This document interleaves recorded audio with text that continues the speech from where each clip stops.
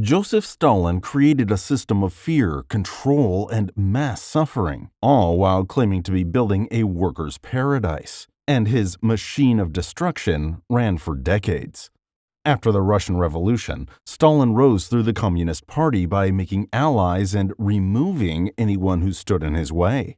When Vladimir Lenin passed away in 1924, Stalin slowly took control of the Soviet Union. He called himself the protector of Lenin's goals, but used government power to silence critics and tighten his hold on the country.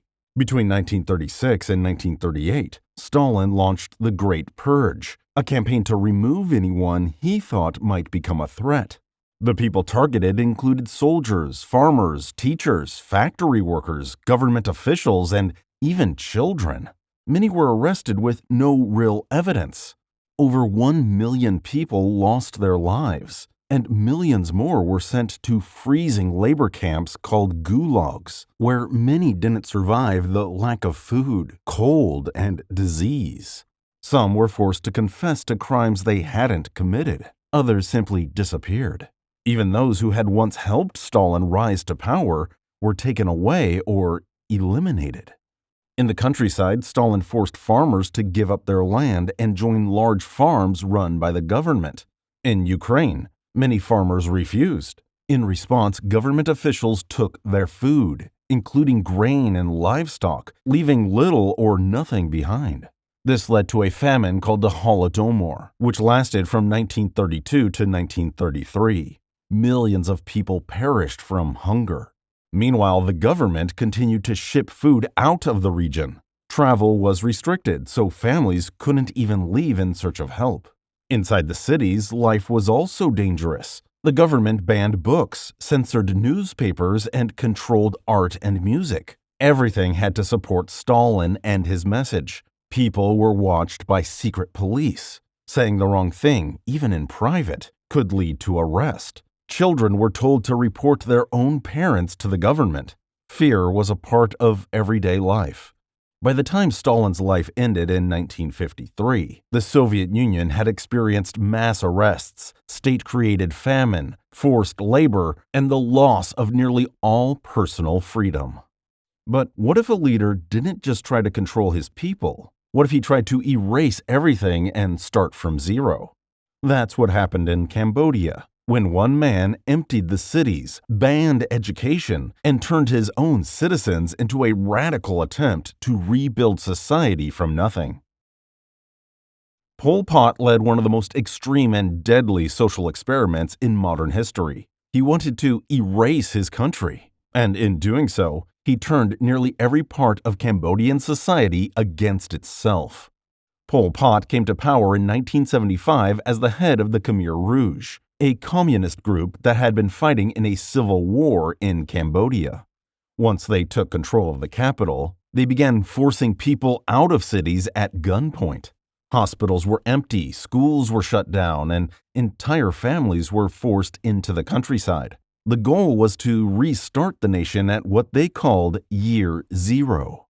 Pol Pot believed that modern society, especially anything tied to education, religion, money, or cities, was corrupt. To fix it, he ordered the complete destruction of these systems. Wearing glasses, speaking a foreign language, or being seen as educated could get someone arrested or worse. Teachers, doctors, and engineers were eliminated. Even people who simply looked like intellectuals were targeted. The Khmer Rouge created thousands of rural labor camps. People were made to farm rice or build dams with little rest, no medicine, and barely enough food to survive. Families were often separated. People were punished for small mistakes or for questioning orders. Overwork and lack of medical care made survival harder each day. From 1975 to 1979, it's estimated that 1.5 to 2 million people, roughly a quarter of Cambodia's population, lost their lives from lack of food, disease, forced labor, or government decree. Centers for severe treatment were set up, the most infamous being Tuol Sleng, where thousands were interrogated and disappeared. Very few survived. The Khmer Rouge kept tight control through fear. Radios were banned, books were burned. No newspapers, no schools, no churches. People had no contact with the outside world. The country became almost invisible. Pol Pot's rule ended in 1979 when Vietnam invaded Cambodia and drove the Khmer Rouge from power. By then, the country's cities were emptied, its professionals were gone, and its people had been devastated. But far to the north, another regime was already in place. One that didn't erase society overnight, but instead trapped it in silence, hunger, and fear for decades. In North Korea, Kim Jong-il allowed millions of his people to face hunger, isolation, and fear while personally living in luxury and building one of the most secretive states on Earth. He inherited power from his father, Kim Il-sung, the founder of North Korea. Though the country already had tight control over speech, movement, and information, Kim Jong-il expanded that system. He ruled through a mix of surveillance, military buildup, and a cult of personality. Portraits of him were placed in every home. School children were taught to praise him daily. All news, books, and broadcasts served the government's message. But behind the state-run images of strength, the country was collapsing. In the mid-1990s, North Korea was hit by a famine known as the Arduous March. The economy had failed, crops were poor, and international aid was limited. Food was tightly controlled by the government, and people in disfavored regions were cut off entirely. While the exact numbers are uncertain, estimates suggest that up to 2 million people may have lost their lives from hunger between 1994 and 1998. Despite the crisis, Kim Jong-il continued to pour resources into weapons development and the military. He spent large sums of money on luxury goods, imported delicacies, and rare items for himself, while ordinary citizens relied on grass, bark, or insects for survival. Entire families were punished if one person criticized the government. Prison camps, known as Kwan Lee So, were used to silence dissent. Inmates included not just those accused, but often 3 generations of their family. Outside information was almost entirely blocked. Radios and TVs were set to government stations. Foreign media was banned. Citizens had no way to compare their lives to the outside world. Crossing the border without permission was considered an act of disloyalty. Kim Jong-il remained in power until his passing in 2011, when his son, Kim Jong-un, took control. By the end of his rule, North Korea became one of the most isolated and tightly controlled countries in the world, its people trapped in hardship while the ruling family lived in excess. But betrayal doesn't always come through quiet control or hidden trauma. In ancient Rome, one emperor let his city burn, then blamed others to protect his name. Nero became emperor of Rome at just 16 years old. At first, his rule showed promise, guided by experienced advisors and public works that pleased the people. But as he grew more obsessed with power and image, Nero used fear, violence, and spectacle to protect his position, even from his own family. He ruled from 54 to 68 CE. Early in his reign, Nero was influenced by advisors like Seneca, a philosopher, and Burrus, a military commander. But as Nero gained confidence, he began removing those around him, especially anyone who challenged his authority. The most shocking example came in 59 CE, when Nero ordered a hit on his own mother, Agrippina. After an earlier attempt to sink her boat failed, Nero sent armed men to her villa. She was surrounded and struck down in her home, all on her son's command. In 64 CE, a massive fire broke out in Rome, burning for 6 days and destroying much of the city. 10 of the city's 14 districts were damaged. 3 were completely destroyed.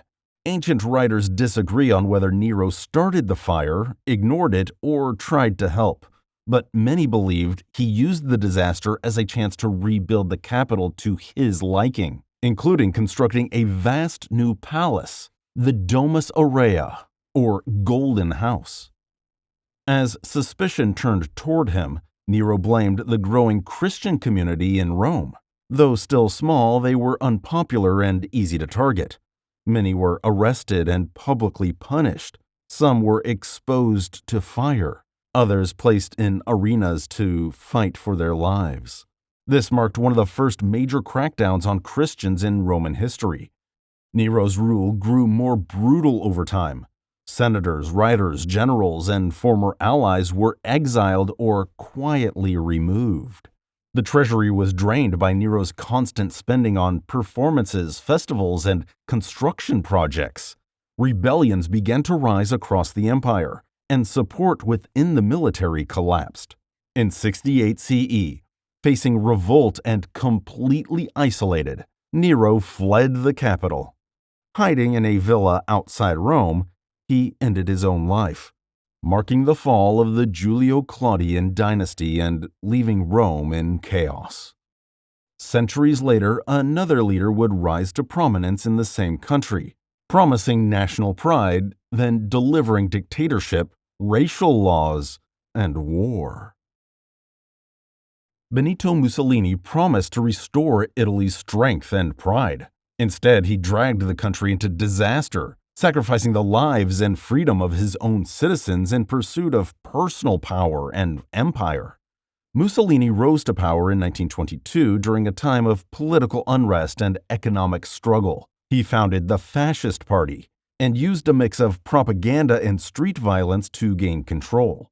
By 1925, he had dismantled Italy's democracy and declared himself El Duce, or the leader. Political parties were banned. Newspapers were censored. Thousands of Italians who opposed him were arrested, beaten, or forced into exile. Some were never seen again. Mussolini promised national unity and strength, but ruled through repression. His secret police monitored citizens. Dissent was crushed quickly. Children were taught loyalty to the state above all else. In the 1930s, Mussolini expanded his ambitions abroad.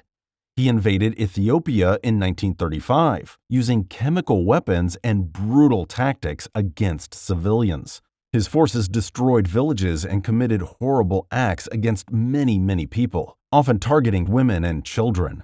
Back home, he presented the war as a triumph, all while keeping the truth hidden. In 1938, Mussolini passed Italy's racial laws, which stripped Jewish Italians of their rights. Jewish children were banned from schools. Jews lost jobs, businesses, and citizenship. Many families who had lived in Italy for generations were suddenly made into targets. Then, in 1940, Mussolini led Italy into World War II alongside Nazi Germany. Italy was unprepared, and the war turned into a disaster. Italian soldiers were sent into hopeless battles. Cities were bombed. Civilians faced hunger, fear, and occupation. And as defeat became certain, Mussolini's power slipped away. In 1943, he was arrested and removed from office. But with help from Nazi forces, he returned briefly as the head of a puppet state in northern Italy. During his final chapter, Italian citizens were deported, imprisoned, or worse. By 1945, even many of his former supporters had turned against him.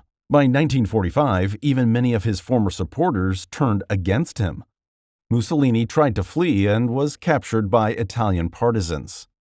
They swiftly ended his life. Decades later, another leader would face rising calls for change, not in Europe, but in the Middle East. And when his people protested, he met them not with reform, but with tanks, airstrikes, and toxic gas. Bashar al-Assad came into power in 2000, promising reform and modernization. But when faced with peaceful protests, he responded with crushing force. He unleashed a war that would tear Syria apart and turn large parts of his own population into targets. Assad became president after the passing of his father, Hafez al-Assad, who had ruled Syria for 30 years. Though trained as an eye doctor in London, Bashar quickly took control of the country's powerful security forces. At first, he spoke of change and openness, but the system he inherited, built on secret police, surveillance, and censorship, remained firmly in place. In 2011, protests broke out across Syria as part of the Arab Spring. The early demonstrations were peaceful, but instead of listening, Assad's government responded with arrests, beatings, and live gunfire. Protesters, including teenagers, were taken out in the streets. Entire neighborhoods were placed under lockdown. As the protests grew, so did the violence. Assad ordered the military to crush dissent. He used tanks, airstrikes, and artillery. Security forces were accused of carrying out mass arrests, harsh actions, and immense loss of life. In 2013 and in later years, chemical weapons were used in civilian areas. International groups blamed the Assad government, but he denied responsibility. Over time, what began as a protest movement turned into a full civil war. Assad's forces used siege tactics, cutting off food, water, and medicine to entire cities. Some of the hardest-hit areas were civilian communities, where residents were trapped without aid. Millions of Syrians fled the country, while millions more were displaced inside Syria. Over 500,000 people are estimated to have lost their lives in the conflict. Assad has stayed in power through military support from allies like Russia and Iran.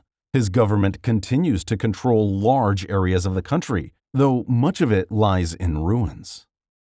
Before Syria's civil war, another leader used fear and identity to tear his country apart, fueling ethnic hatred, destroying a nation, and leaving mass graves in his wake. Slobodan Milošević rose to power claiming he would protect Yugoslavia and defend the rights of the Serbian people. But his leadership shattered the nation and ended with deep tragedy across the Balkans, all driven by his desire to keep power. Milošević became president of Serbia in 1989, as Yugoslavia, a country made up of multiple ethnic groups, was beginning to break apart. Instead of calming tensions, he encouraged them. He used national speeches to gain support, warning Serbs that they were under threat from others in the region. These words were not just political, but they laid the groundwork for violence. In the early 1990s, as Yugoslavia dissolved, war broke out between newly independent republics. Milošević backed Serb forces in Croatia, Bosnia, and later Kosovo, sending weapons and money, and at times direct military support. The goal was to carve out a greater Serbia by force. Towns were bombarded. Civilians were expelled or worse. Entire communities were erased. In Bosnia alone, over 100,000 people lost their lives. Tens of thousands of Muslim women and girls were subjected to harsh treatment. In the city of Srebrenica, over 8,000 men and boys were taken and eliminated in just a few days. It was the worst tragedy in Europe since World War II.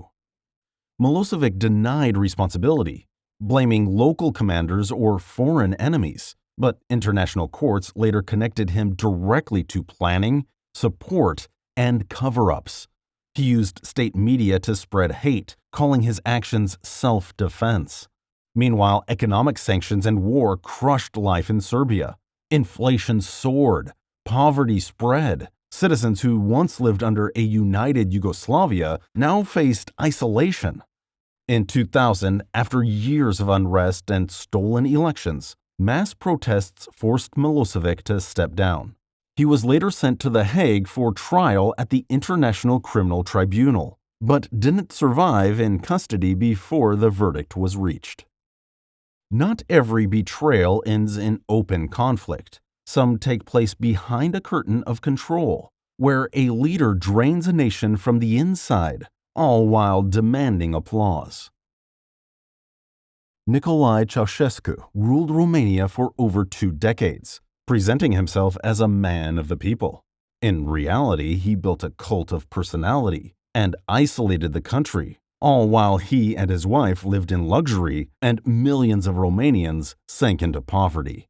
Ceaușescu came into power in 1965 and quickly began tightening control. He built a government based on surveillance, silence, and obedience.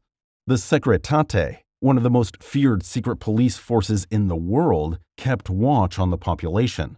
Neighbors, co-workers, and even family members could be informants. Speaking critically of the regime could lead to arrest or disappearance. Ceaușescu and his wife, Elena, created a personality cult around themselves. Schools, books, and television were filled with praise for their leadership. They renamed the streets, built palaces, and forced people to attend public displays of loyalty. Meanwhile, real conditions in Romania were growing worse. In the 1980s, Ceaușescu aimed to pay off foreign debt by exporting most of the country's food and fuel. This left ordinary citizens without heat, without electricity, and without enough to eat. Bread and meat were rationed, medicine was scarce, people stood in long lines for basic supplies, hospitals lacked basic equipment, and the regime built massive government buildings for itself. Any protests were treated as a threat, strikes were crushed, writers and intellectuals were censored or imprisoned. The few who managed to flee abroad spoke of the hunger and repression that they had escaped. By 1989, demonstrations began in the city of Timișoara, and when government forces opened fire on the crowd, the unrest spread across the country. Just days later, Ceaușescu attempted to speak from a balcony in Bucharest, but the crowd booed. It was the first public rejection he had faced in decades. Within days, he and Elena were captured, given a brief trial, and executed by firing squad on live TV on Christmas Day, 1989. Across the ocean, another ruler was building his own dynasty of fear, one where great luxury covered up his brutality, and the tools of terror were passed down from father to son.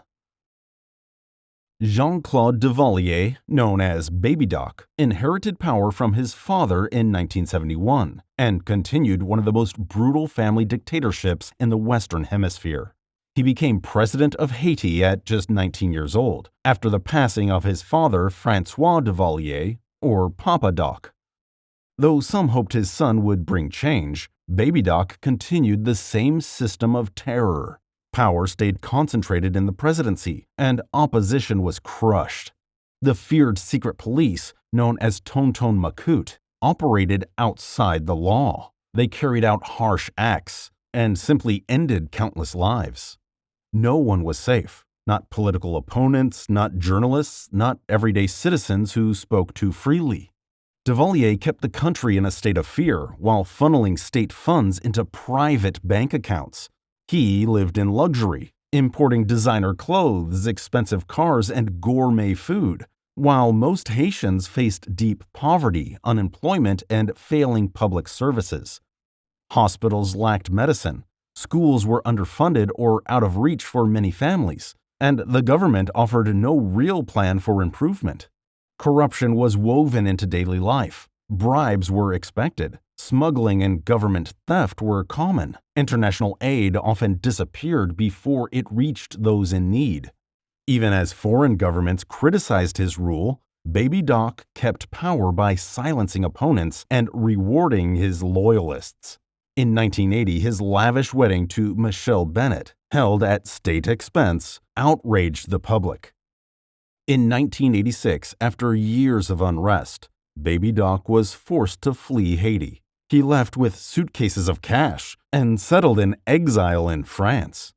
He returned to Haiti briefly in 2011, but was arrested and charged with corruption and human rights abuses.